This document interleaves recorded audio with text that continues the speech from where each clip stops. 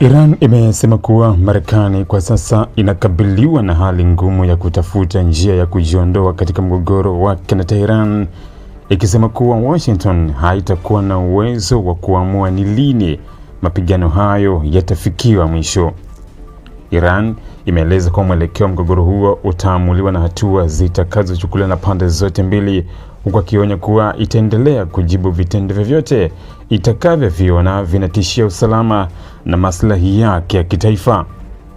Kauli hiyo ilitolewa na msemaji wa Wizara ya Mambo ya Nje ya Iran, Ismail Baghai, leo Jumatatu, Julai 27 mwaka 2026, baada ya kupita kwa siku ya tatu tangu Marekani na Iran zisitishe mashambulizi ya moja kwa moja yaliyodumu kwa takribani siku 13.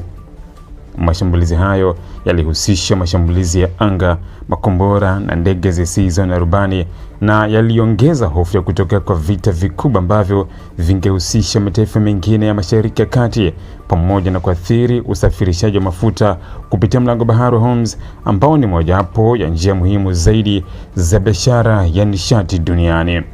Baghai amesema Iran inaamini kuwa Marekani imegundua kuwa operesheni za kijeshi pekee haziwezi kuilazimisha Iran kubadili msimamo wake.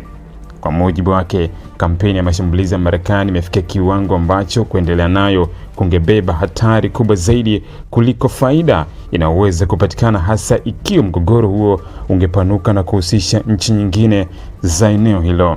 Amesema Iran haitakubali kutishwa na itaendelea kufanya maamuzi yake kwa kuzingatia maslahi ya taifa badala ya mashinikizo kutoka nje.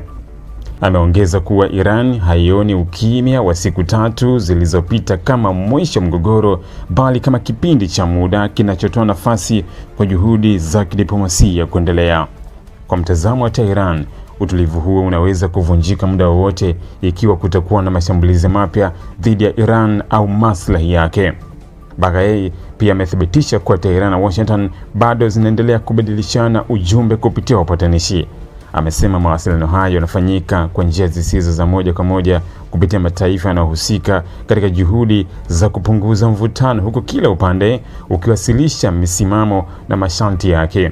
Hata hivyo, hakutaja majina ya nchi zinazoratibu mawasiliano hayo wala hakufafanua yaliyomo kwenye ujumbe unaojadiliwa. Katika siku za hivi karibuni, kumekuwa na taarifa kwamba baadhi ya mataifa ya Mashariki ya Kati yanaendelea kuhimiza pande hizo mbili kurejea kwenye mazungumzo ya kidiplomasia ili kuzuia kurejea kwa mashambulizi.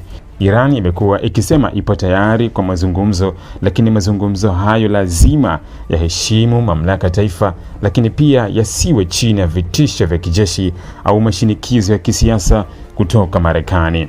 Ameongeza kuwa Tehran haitakubali hali ambayo Marekani itaamua lini mapigano yaanze au lini yaishe. Amesema kuwa ikiwa Washington itaamua kurejesha mashambulizi yake, Iran nayo itajibu kwa hatua ambazo itaona inafaa, akiongeza kuwa uwezo wa kujilinda na kulinda maslahi yake utaendelea kwa sehemu muhimu ya sera ya ulinzi wa taifa hilo.